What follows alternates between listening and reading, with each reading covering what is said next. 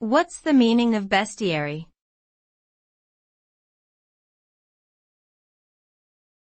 Bestiary.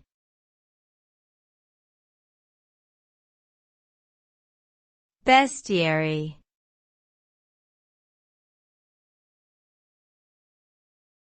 Bestiary.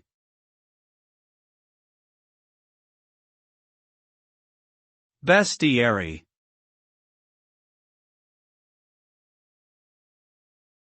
Bestiary refers to a medieval literary genre that describes various animals, both real and imaginary, and their supposed characteristics, behaviors, and religious symbolism.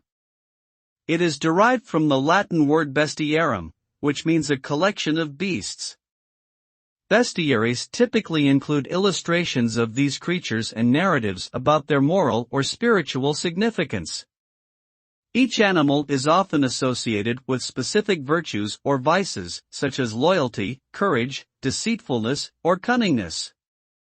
Some bestiaries also attribute mystical or magical powers to these animals, further emphasizing their otherworldly qualities.